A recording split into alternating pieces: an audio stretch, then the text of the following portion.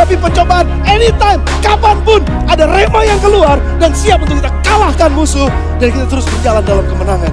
Jangan simpan pedang saudara, jangan simpan terang saudara, tapi jalanlah, hiduplah dengan terang dan pedang yang ada di tangan saudara. Dan itu adalah the living word.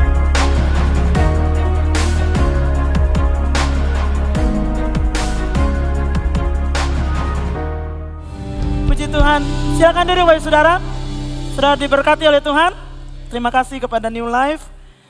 Baik Bapak Saudara, ada beberapa saudara yang bertanya-tanya, saya pergi kemana selama ini saya ada di sini. Cuma umum 1 dan 2, saya ada di Tunas Harapan bersama dengan anak-anak youth. Karena saya memang mendapat mandat untuk menggembalakan youth sudah hampir 1,5 tahun terakhir ini. Dan saya dengan sukacita melakukannya karena ketika kita dekat sama generasi yang lebih muda, kita jadi tambah muda. Amin saudara. Ya. Nah sepanjang minggu ini tadi sudah disampaikan oleh Coach Markus bahwa kita akan belajar tentang bagaimana generasi yang pemenang atau overcomer generation. Jadi sepanjang bulan ini ada firman Tuhan yang sudah dipersiapkan, tema-tema yang sudah didoakan dan direnungkan tentunya yang nanti akan diberikan atau disampaikan di ibadah-ibadah raya kita. Dan jangan ketinggalan Bapak Saudara karena satu dan lain akan berkaitan. Dan kita akan banyak belajar tentang orang tua, kita akan belajar juga tentang anak. Karena ini adalah perintah Tuhan yang kita harus tahu dan mengerti dan hidupi supaya kita benar-benar melahirkan generasi yang pemenang. Amin. Nah, Bapak Ibu Saudara kasih dalam Tuhan, kita akan belajar bagaimana menjadi orang tua, bagaimana menjadi anak. Ya, kalau Bapak Ibu Saudara berpikir, oh seperti pembicara saudara hari ini belum punya anak, saya udah punya anak 1 di rumah Bapak Ibu Saudara ya. Kita punya anak rohani, amin. Kita punya orang-orang yang Tuhan percayakan ada di sekitar kita untuk dibina, untuk dibimbing, untuk dididik. Dan itu semua berlaku karena kebenaran firman Tuhan tidak kebetulan datang kepada kita. Dan apalagi punya anak-anak secara biologis atau nanti akan punya anak karena baru rencana nikah dan lain sebagainya. Nah pagi hari ini kita akan melihat tema pertama yang akan meletakkan dasar sepanjang bulan ini tentang mendidik dan mengajar. Nah Bapak Saudara kasih dalam Tuhan, kita rindu bisa membangun budaya mendidik dan mengajar itu dari dalam keluarga. Nah karena sebuah riset, lembaga riset menuliskan atau mereka menyimpulkan tertuang dalam sebuah buku yang disebut dengan bilangan riset menyebutkan bahwa ada 73% ya kehidupan rohani seorang anak sangat ditentukan oleh pengaruh orang tua mereka di rumah.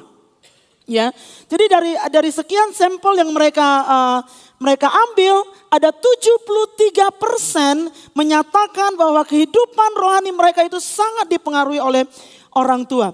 Nah, dari 73% itu hanya 23% ya yang dinyatakan bahwa orang tua dianggap baik dalam membimbing kerohanian untuk anak-anak. Jadi itu sangat kecil sekali. Kalau kita ambil sampel 100 berarti ada 73 yang menyatakan mereka dipengaruhi oleh orang tua. Tapi hanya 16 orang dari 73 tersebut yang dipengaruhi dengan pengaruh kerohanian yang baik. Ya. Nah jadi ini sangat memprihatinkan. Ya. Ini yang kenapa kita perlu melihat kembali kebenaran tentang firman Allah. Apa yang kita harus lakukan dengan generasi ini Bapak Saudara yang dalam Tuhan. Nah saya ingin memulai dengan kitab Amsal pasalnya yang ke-22. Ayatnya ke-6, ini ayat yang sangat populer kalau bulan anak. Ya, ayat yang sangat populer sekali. Firman Allah mengatakan, saudara sudah siap untuk itu? Ya, dikatakan didiklah orang muda menurut jalan yang patut baginya, maka pada masa tuanya pun ia tidak akan menyimpang daripada jalan itu. Nah saudara perhatikan, ini ayat memberikan sebuah perintah sebenarnya. Jadi firman ini menyatakan perintah bagi orang tua. Kalau dalam terjemahan bahasa asing dia katakan train a child.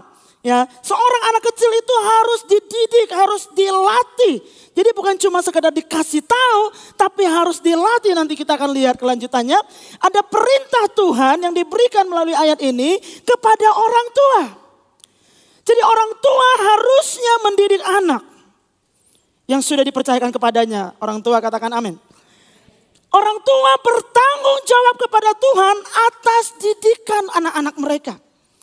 Bukan diserahkan kepada oma opa. Nanti begitu anaknya salah, bikin kesalahan, itu tuh didikan oma. Itu tuh karena opanya. Nah terus lu kemana aja selama ini? Bukan diserahkan kepada suster. Atau neni tempat penitipan anak. Bukan diserahkan juga kepada guru sekolah minggu yang hanya 1,5 jam setiap minggu. Bukan juga kepada guru-guru di sekolah semata-mata. Tapi semua itu ada oma, ada opa, ada suster, ada siapa saja.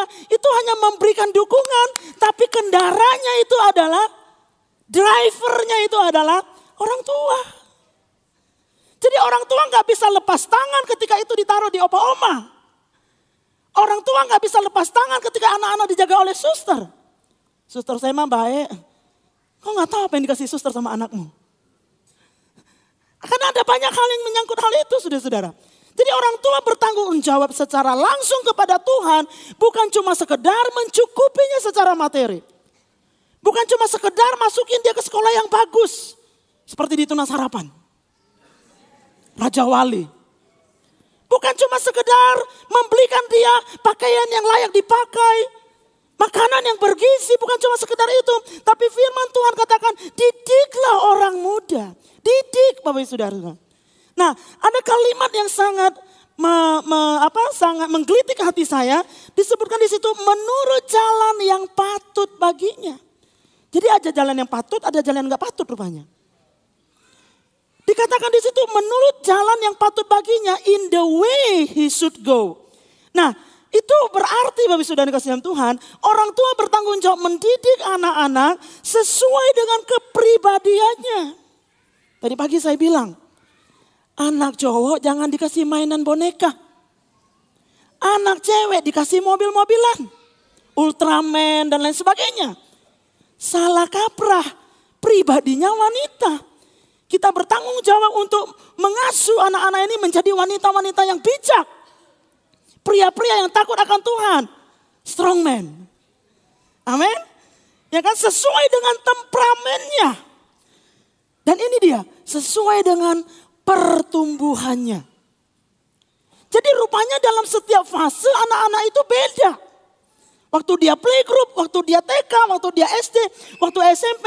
Setiap fase itu berbeda. Udah waktunya jalan jangan digendong terus. Biar cepat. Gendong terus.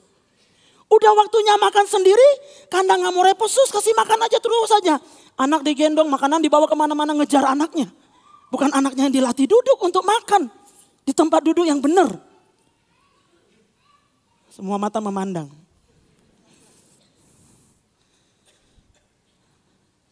Ada fase pertumbuhannya. Udah waktunya memang dia mesti bikin PR sendiri. Jangan mama bapaknya bikin PR-nya. Yang pintar mama bapaknya. Anaknya nilainya tetap sama. Kenapa? Nggak mau repot. Lama kalau dia yang bikin, ini mama yang bikin lebih cepat.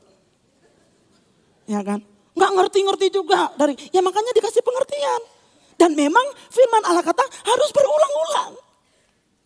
Jadi kalau jelasin 10 kali belum. Ada anak yang 3 kali, 1 kali langsung ngerti. Ada yang anak yang 10 kali masih nggak ngerti-ngerti juga. Artinya apa?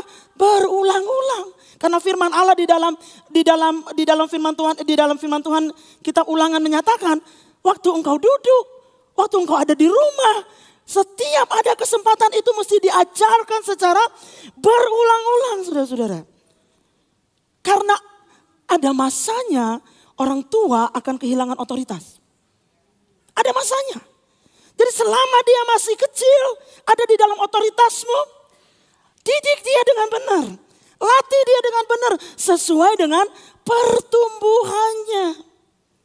Waktu jalan, makan, bikin PR, atur jadwal, bikin jadwal sendiri, atur sendiri. Itu harus dilatih dan dididik, Bapak Ibu Saudara yang kasih dalam Tuhan. Jangan jadi orang tua pengen gampang aja. Hari-hari ini kita distract. Kenapa? Begitu banyak distraction. Jalan-jalan ke mall. Begitu banyak distraction, pengen liburan, pengen ini, pengen itu. Akhirnya anak-anak yang dikorbankan. Kenapa saya bilang begitu? Baik saudara, saya baru dapat contekan dari salah satu psikolog di gereja kita. Saudari Siska.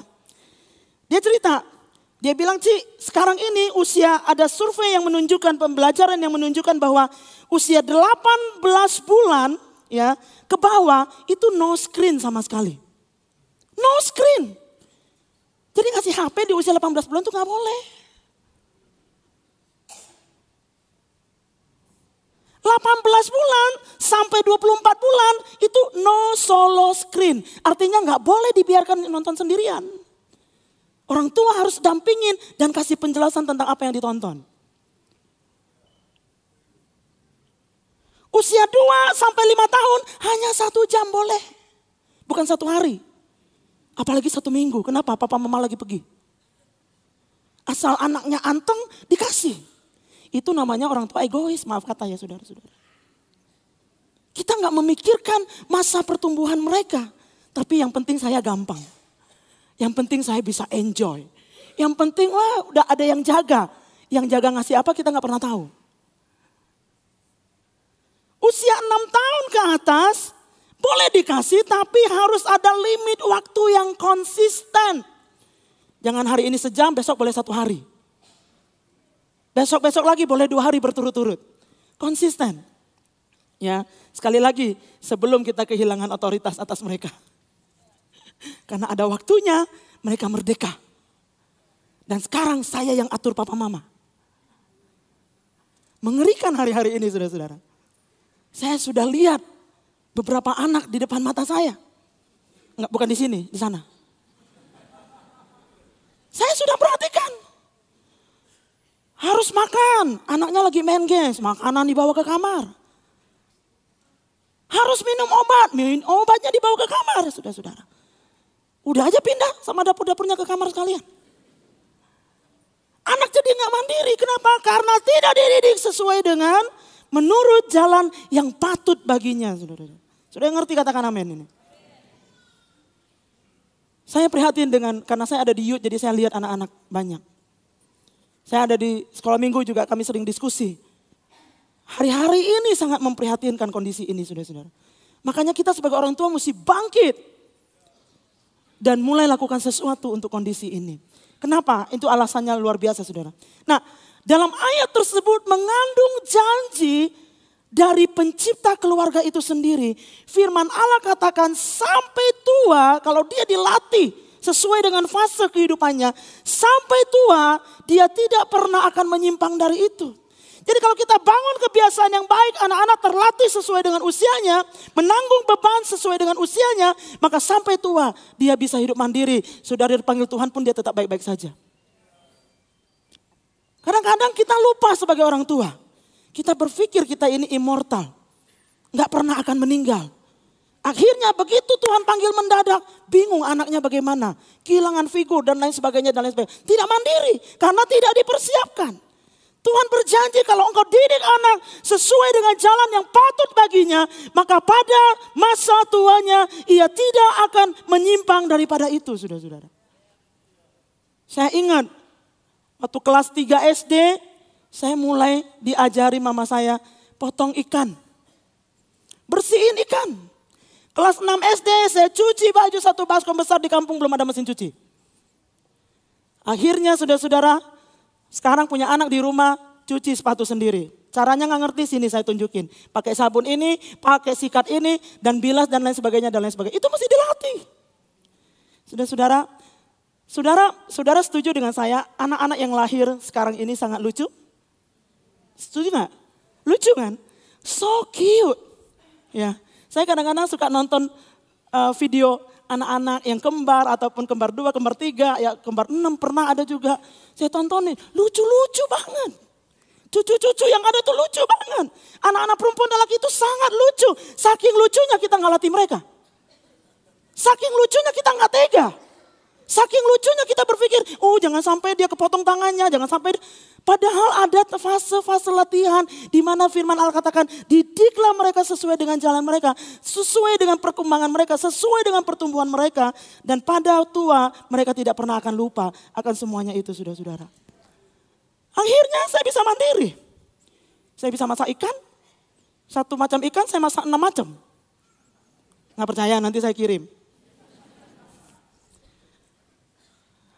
Saya bisa cuci baju tanpa mesin cuci juga. Saya bisa cuci sepatu. Saya bisa lakukan banyak hal. Dulu waktu saya disuruh sama mama, saya selalu bilang gini, nggak adil. Kenapa? Cici nomor 1 nggak disuruh, cici nomor 2 nggak disuruh. Kenapa giliran gue? Memang mama tuh nggak sayang saya. Marah-marah, nangis-nangis sambil cuci baju, tapi sambil nangis. Tapi sekarang saya paling berterima kasih sama mama saya. Kalau bukan karena dia latih saya waktu itu. Sampai ngejahit, nyulam, apa saja saudara-saudara. Kecuali makan kulit durian, gak bisa. Sebanyak-banyaknya saudara-saudara. Keran di rumah rusak saya bisa ganti. Kalau ada waktunya memang kadang-kadang gak sempet gitu. Apa saja. Latihlah mereka. Karena kita tidak hidup selamanya. Ada waktunya mereka harus berpapasan dengan dunia ini. Mereka harus berpapasan dengan kehidupan sendiri.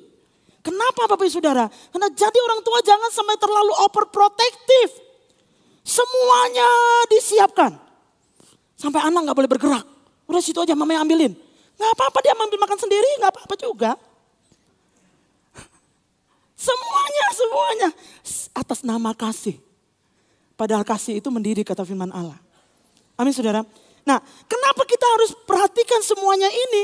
Kenapa kita harus take note bahwa ini sesuatu yang penting Bapak Saudara? Karena kita perlu kembali kepada rancangan Allah yang semula. Ada dominion mandate dalam Kejadian pasal 1 ayatnya yang ke-28. Dan ini luar biasa. Kejadian 1 ayat 28 firman Allah katakan begini. Allah memberkati mereka. Jadi diberkati dulu ya. Diberkati dulu. Yang belum menikah katakan amin, termasuk yang di depan. Allah memberkati mereka lalu berfirman kepada mereka baru apa? Beranak cucu, jangan beranak cucu dulu baru minta diberkati. Saya mau kasih tahu Bapak Saudara teman-teman yang mau menikah, kalau belum jadi anggota 1 tahun, ya jangan minta diskon untuk kebaikan kita semua. Oke? Pendaftaran di gereja ini. Allah memberkati mereka lalu Allah berfirman kepada mereka, beranak cuculah dan bertambah banyak. Penuhilah bumi dan taklukkanlah itu, berkuasalah atas ikan-ikan di laut dan burung-burung di udara dan atas segala binatang yang merayap di bumi. Saudara perhatikan ayat ini luar biasa. Karena Tuhan bukan cuma memerintahkan beranak cucu. Baik kalau kita bisa beranak cucu ya. Tapi lebih daripada itu keturunan-keturunan yang dilahirkan itu adalah penakluk. Adalah overcomer, adalah pemenang karena mereka akan berkuasa di atas muka bumi ini. Artinya apa? Itu bukan ece-ece, itu bukan anak-anak sembarangan. Tapi Tuhan dalam rancangannya, dia sudah menaruh benih itu di dalam keturunan-keturunan manusia. Dan itu yang harus dipelihara, itu yang harus dibangkitkan saudara-saudara. Nah kalau saudara membayangkan seorang penakluk, saudara udah banyak nonton film Avenger. Ya kan? Kira-kira ciri-ciri mereka apa sih? Seorang penakluk atau overcomer itu orang yang sangat berani. Dia adalah orang yang sangat punya courage, semangat. Dia orang yang sangat percaya diri. Dia adalah orang-orang yang sangat optimis. Dia adalah orang-orang yang tajam melihat masa depan. Bukannya bingung dengan masa depan. Mau sekolah di mana? Nggak tahu. Papa mama belum kasih kisi-kisi. Ya, yang sekolah papa mama kenapa aja? Apa kamu yang sekolah? Yang kita lihat sekarang ini begitu anak-anak yang begitu lemah. Mereka pemalu, mereka tidak percaya diri karena satu dan lain hal, saudara-saudara. Terus what are we going to do dengan ini semua? Apa yang kita harus lakukan? Saya yakin di rumah mungkin kita mendapatkan ada anak-anak yang pemalu, gak berani sosialisasi, gak berani untuk mandang orang. Gak berani berkomunikasi dengan orang lain, gak berani tampil, gak berani. Ada banyak hal yang bikin mereka merasa tidak berani. Padahal ketika Tuhan berkata, beranak cuculah dan bertambah banyaklah, penuhilah bumi dan taklukkanlah itu dan berkuasalah. Sebenarnya benih-benih itulah yang Tuhan lihat akan ada dalam setiap generasi yang lahir di atas muka bumi ini. Tapi sebagai orang tua kita mesti kembali kepada ini. Hei, anak saya bukan anak yang penakut. Hei, anak saya bukan anak yang minder. Hei, anak saya bukan anak yang semua negatif, itu bukan. Tapi dia adalah seorang penakluk yang Tuhan sudah tetapkan. Ada kesadaran orang tua di situ. Sehingga we will do what we have to do. Kita akan melakukan apa saja untuk menolong dia bertumbuh menjadi seorang penakluk. Bertumbuh menjadi seorang overcomer. Bukan anak-anak yang cengeng, anak-anak yang manja, anak-anak yang selamanya dependen sama orang tua. Karena perintah inilah Tuhan berkata secara berulang-ulang. Berulang-ulang itu perlu diingatkan. Berulang-ulang nilai-nilai itu mesti diajarkan bagi saudara yang kasih dalam Tuhan. Saya nggak lagi marah sih. Agak gergetan aja gitu. Passion lihat anak-anak muda sekarang itu. Saudara tahu anak-anak kids kita itu luar biasa. Anak-anak remaja kita luar biasa. Kalau saya boleh bilang banyak calon pemimpin bangsa di situ. Bukan cuma pemimpin gereja. Pemimpin bangsa ada di situ semua. Mereka dikaruniai Tuhan dengan hikmat, kreativitas yang sangat hebat, kemampuan, talenta yang masih kecil. Nanti saudara akan saksikan mereka akan tampil di sini. Masih kecil aja udah hebat. Lebih hebat dibandingkan zaman saya dulu masih kecil. Anak-anak sekarang itu punya kemampuan yang sangat luar biasa. Itu adalah harta yang berharga. Talenta yang luar biasa yang Tuhan taruh di tangan setiap orang tua. Orang tua jasmani maupun orang tua rohani. Terus apa yang kita mau lakukan dengan itu semua? Apa yang gereja mau lakukan? Makanya kita pay attention. Kita memberikan kontribusi yang besar untuk bisa membantu, mendorong orang-orang tua dalam membesarkan anak-anak mereka. Kita baru selesai dengan kemah dia. Kita baru selesai dengan youth camp, 350 anak bergabung di youth camp. Saudara-saudara, mereka menangis kepada Tuhan, mereka hancur hati. Mereka jatuh cinta kepada Tuhan, mereka mengalami lawatan Tuhan yang sangat luar biasa. Saya mau katakan orang tua, jangan lupa tolong dirawat. Karena momentumnya udah ada. Nanti sebentar lagi ada By Fest. Gak lama Oktober kita ada Beken, Bethlehem Kids Event. Semuanya dilakukan oleh gereja ini. Melalui gereja ini. Untuk apa? Untuk supaya generasi ini menjadi generasi overcomer. Yang bangkit untuk kerajaan Allah. Yang bangkit melakukan kebenaran. Yang bangkit akan meneruskan kepemimpinan di gereja, di masyarakat, di bangsa dan negara kita. Saudara-saudara. Wow, saya excited melihat anak-anak luar biasa. Nah, oleh sebab itu bagi saudara ada dominion mandate, ada mandat berkuasa yang Tuhan sudah turunkan ketika dia memberkati manusia dengan anak cucu. Dan itu yang kita harus taruh dalam pikiran kita, dalam hati kita, dalam doa kita. Tuhan, kalau saudara menemukan, oh anak saya ada masalah ini, dan bawa dalam doa, minta hikmat Tuhan. Bagaimana itu bisa deal dengan itu dan menyelesaikan masalah itu sehingga dia menjadi keluar dan orang-orang lebih dari pemenang. Bagaimana dengan anak-anak yang merasa ketakutan? Anak-anak yang minder, saudara-saudara. Nah, ada 3 sasaran pola asuh Kristen yang saya ingin share dengan Bapak Ibu Saudara. Yang saya dalam doa dan Tuhan dalam pembacaan dan pembelajaran Tuhan temukan dengan Mazmur pasal 78 ayatnya yang ke-5 sampai ke-7. Mazmur 78 ayat 5 sampai 7 sudah disiapkan di slide. Saudara-saudara nanti bisa perhatikan, baca lagi dan lihat lagi. Firman Allah katakan begini, telah ditetapkannya peringatan di Yakub dan hukum Taurat diberinya di Israel. Nenek moyang kita diperintahkannya untuk memperkenalkannya kepada anak-anak mereka. Supaya dikenal oleh angkatan yang kemudian. Supaya anak-anak yang akan lahir kelak bangun dan menceritakannya kepada anak-anak mereka. Supaya mereka menaruh kepercayaan kepada Allah. Dan tidak melupakan perbuatan-perbuatan Allah. Tetapi memegang perintah-perintah Tuhan.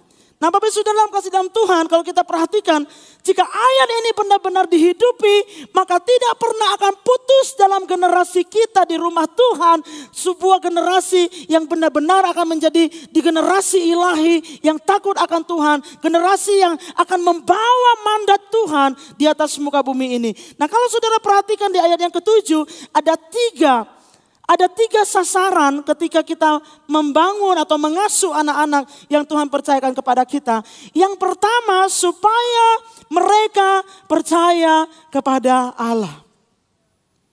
Pastikan anak-anak saudara percaya kepada Tuhan.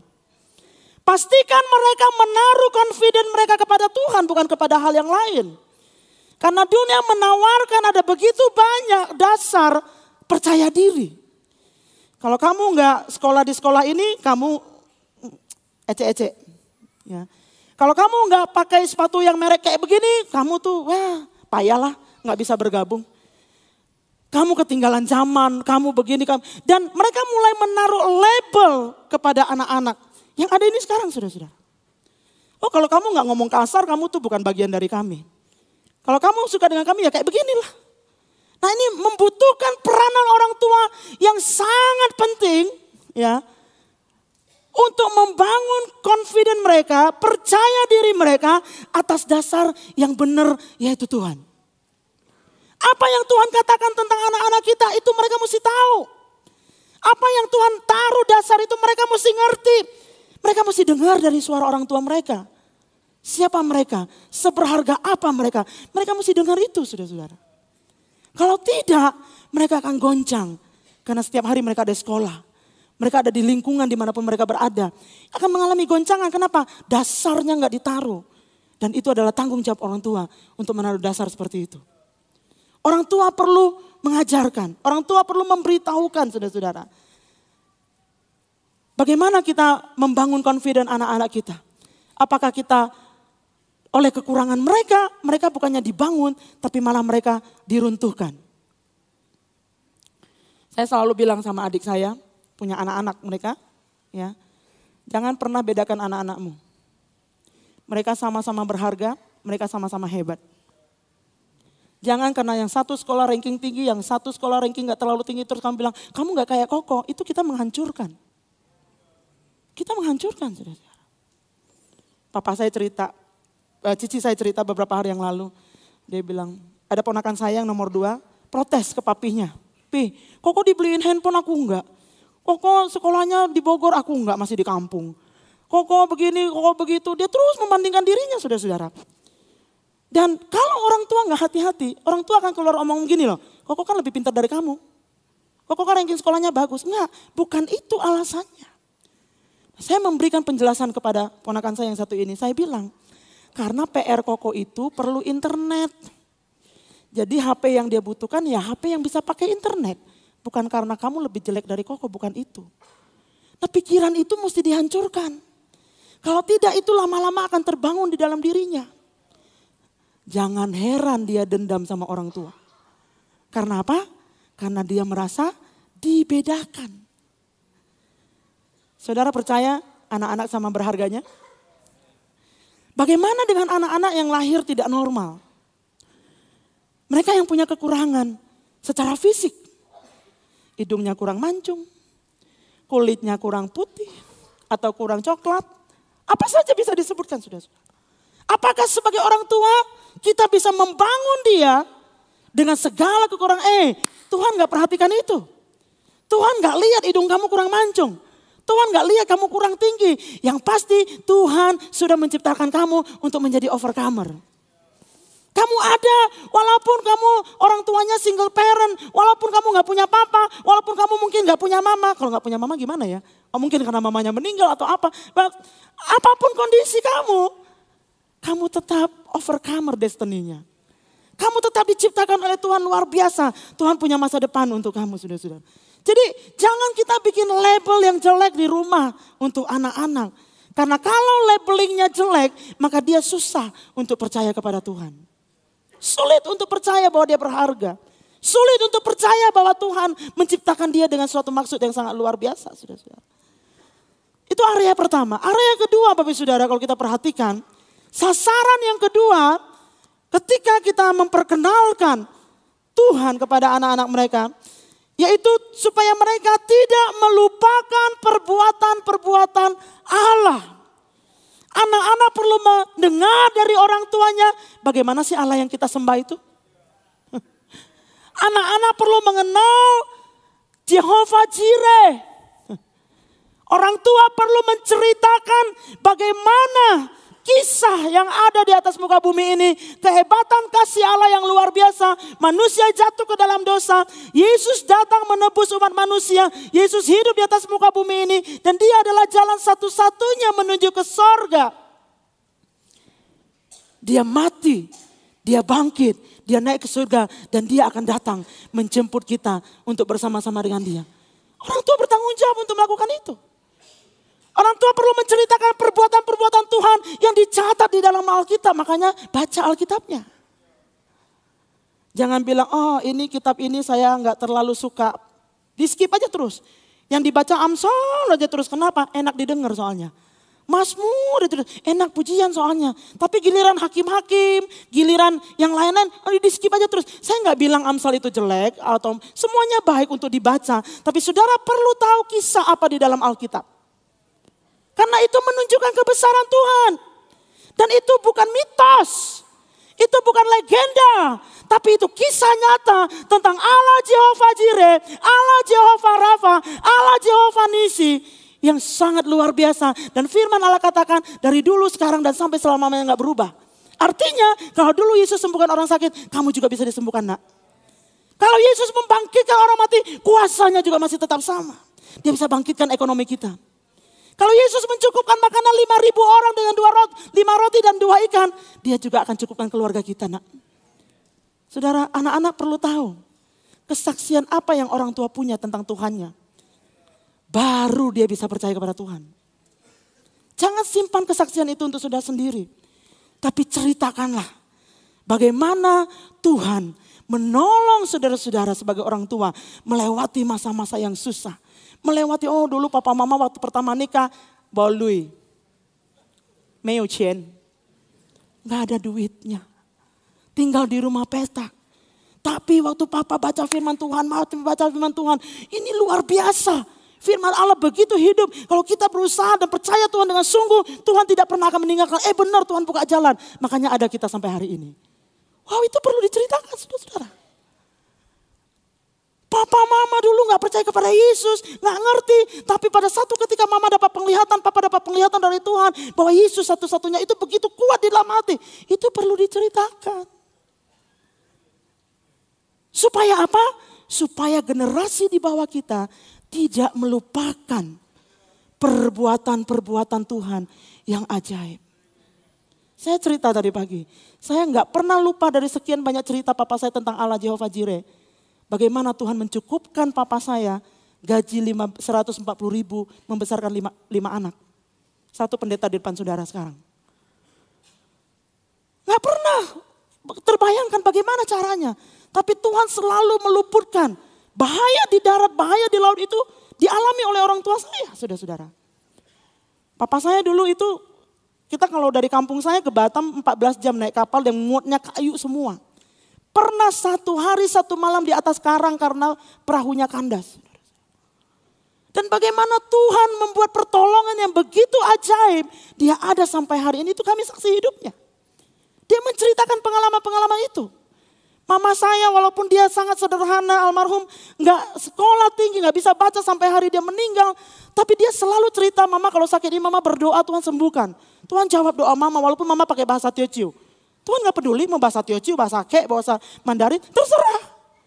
Karena sebelum kita memintanya dengan hati, dia sudah tahu apa yang kita butuhkan. Itu orang tua. Dan itu yang membangun keberanian di dalam diri saya bahwa Tuhan sanggup, saudara. Itu yang membuat saya berani melangkahkan kaki ke Bogor, gak kenal 1 orang pun. Di Bogor, 17 tahun yang lalu. Itu yang pada akhirnya membuat saya berani, waktu Pastor Mary ajak kami 10 tahun yang lalu naik ferry 21 jam ke Pulau Buru, jalan kaki 8 jam. Ketemu ular, ketemu ayam hutan di jalan, makan di tengah-tengah semak-semak itu gak jelas. Apa yang nanti kita dapat di sana? Kira-kira Tuhan mau bikin apa? Nggak pernah kepikiran hari ini HBLM satu rombongan bisa ke sana, membangun, menjangkau 1.000 orang di situ, saudara-saudara. Nggak pernah kepikiran.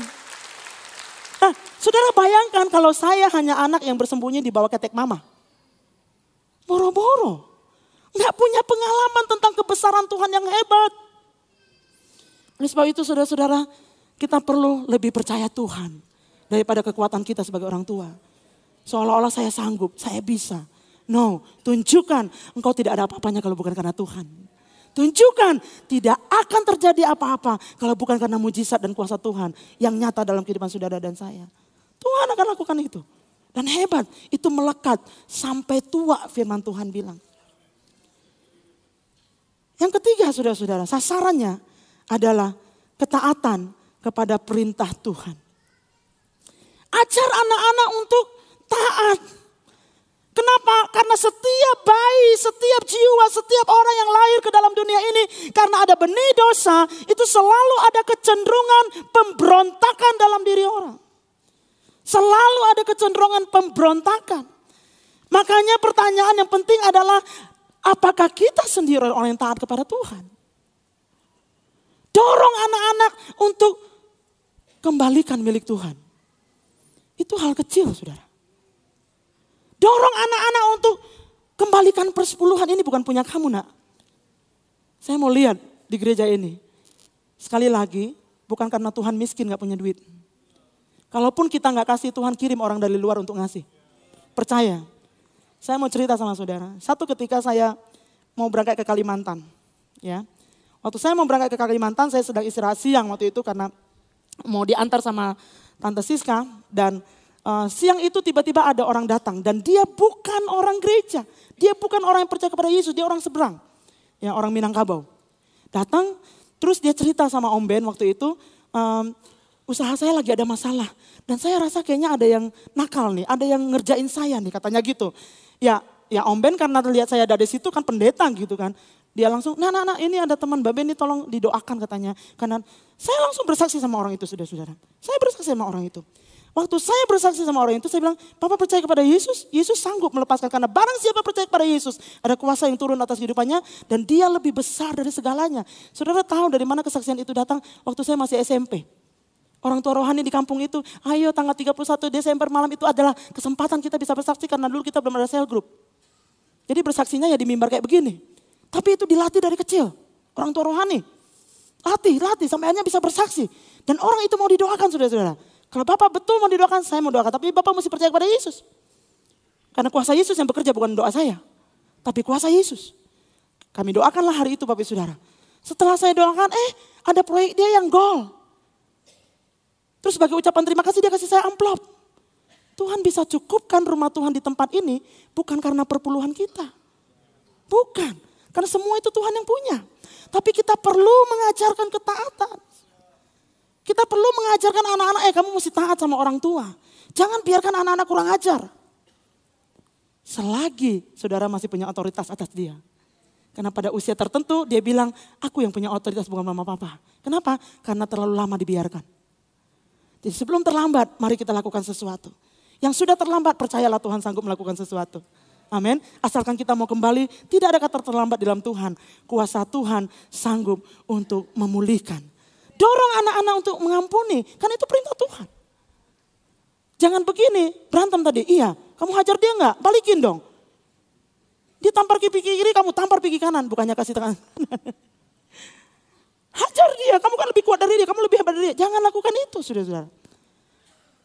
Nah, Bapak Saudara kasih dalam Tuhan, ketaatan itu mulai dari rumah. Ya. Dan seringkali parenting atau pola asuh itu tidak menjadi efektif karena ada dua hal. Yang pertama yang menghalangi pola asuh itu menjadi efektif adalah orang tua tidak memperhatikan perintah Tuhan. Oke, Kejadian pasal 6 Keluaran pasal 6 ayat yang ke-6.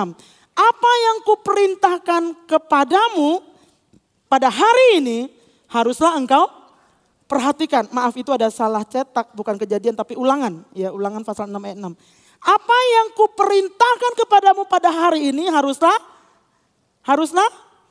engkau perhatikan. Jadi orang tua, kita harus perhatikan perintah Tuhan.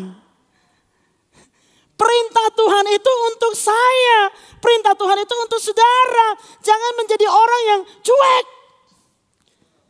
Ibadah sih ibadah tapi tidak memperhatikan perintah Tuhan.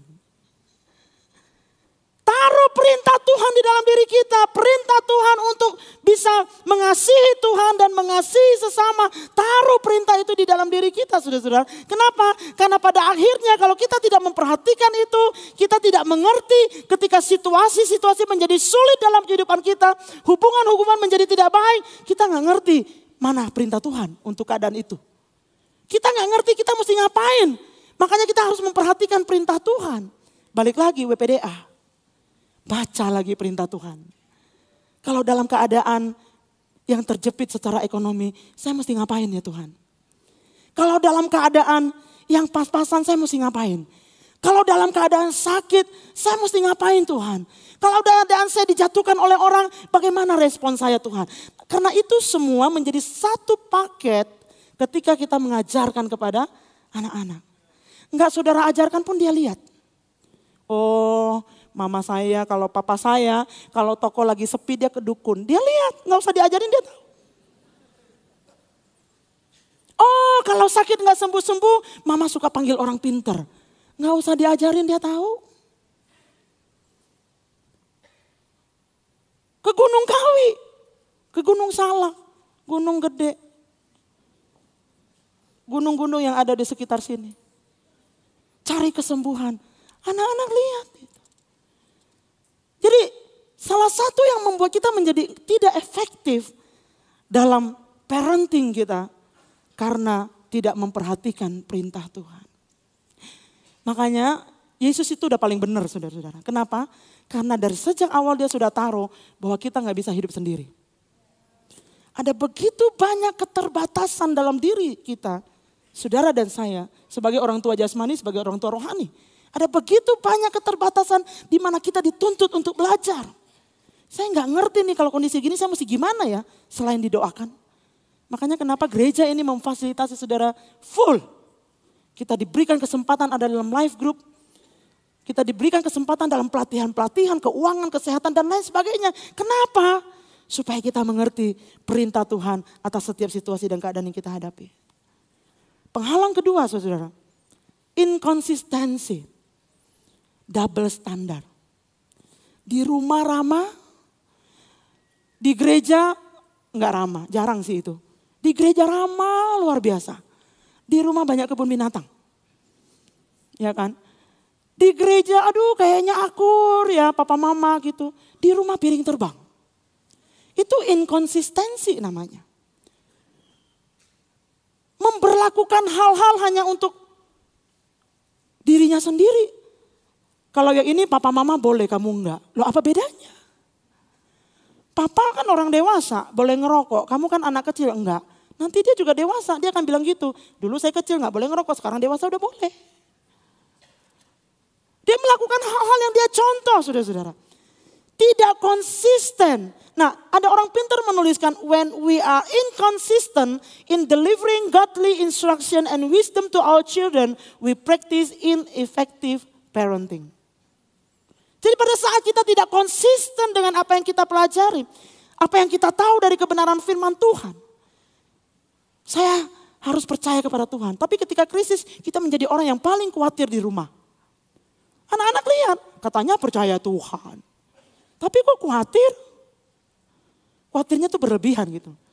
Kalau khawatir selintas lewat itu manusiawi. Tapi kalau pikiran khawatir terus dikasih makan. Gak bisa tidur, gak bisa makan, gak bisa. Hanya naik gula darah, naik darah tinggi. Semuanya naik. Katanya percaya Tuhan. Kok khawatir? Berlebihan kayak begitu. Katanya percaya Tuhan. Tapi kok uang jadi prioritas? Katanya percaya Tuhan, tapi kok nggak peduli sama hubungan dengan Tuhan. Kalau lagi ibadah masih aja Instagraman. Kalau lagi ibadah masih aja Facebookan. Kalau ada ibadah dia nggak dengar tuh orang doa dia terus aja nunduk ketik. Kalau orang lagi dengar firman Tuhan dia ngomel terus ngoceh terus sama orang di sebelah. Ada aja diomongin tentang basar lah di bawah, mau beli inilah, mau beli itulah. Padahal lagi dengar firman Tuhan. Itu inkonsisten, saudara. Kita harus konsisten percaya kepada Tuhan, amin. Kita harus konsisten membangun hubungan dengan Tuhan. Waktu saudara ogah-ogahan ke gereja, itu sama dengan kita bilang sama anak ke gereja itu gak penting. Waktu saudara tidak mengampuni, itu sama dengan sedang mengajarkan anak gak perlu pengampunan. Waktu kita hitungan dalam pelayanan, kita sebenarnya sedang mengajarkan juga anak-anak kita. Waktu kita mengajarkan anak-anak untuk menghormati orang tua, tapi kita sendiri gak pernah berkunjung sama orang tua.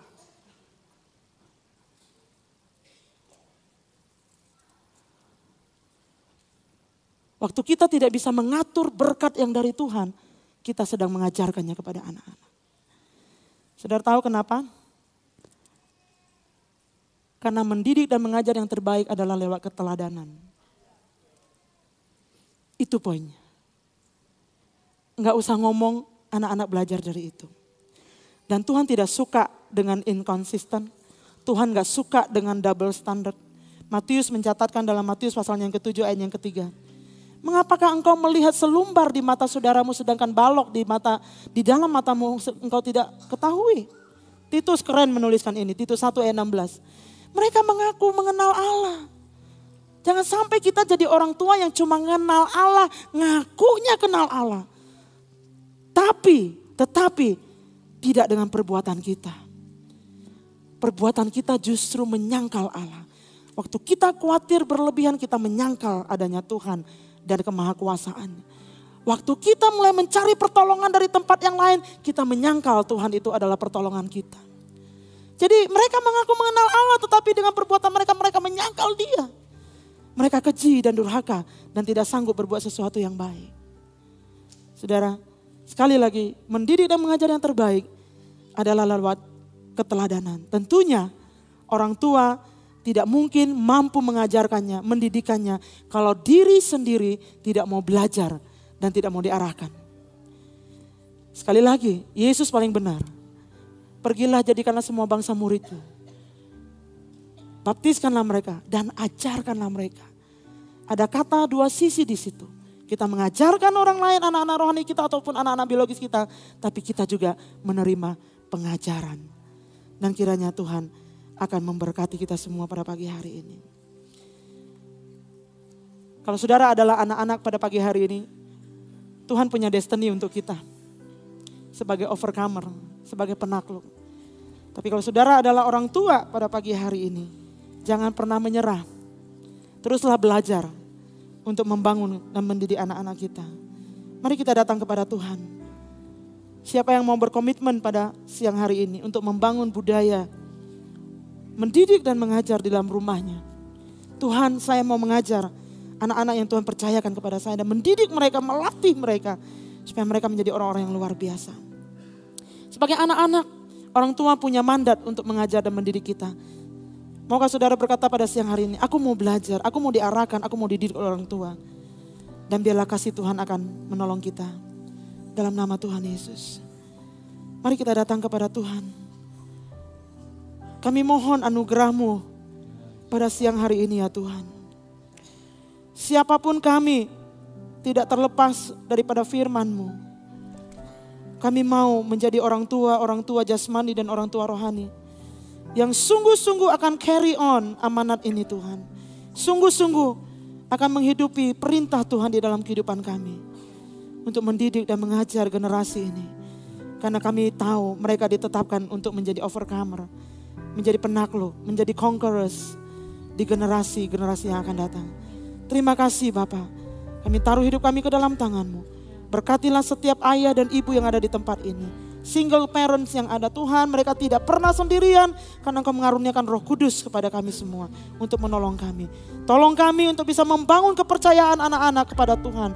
Tolong kami Tuhan untuk terus menjadi konsisten dengan iman kami kepada Engkau dan praktek kehidupan kami. Berkatilah generasi ini di dalam nama Tuhan Yesus Kristus. Kami berdoa.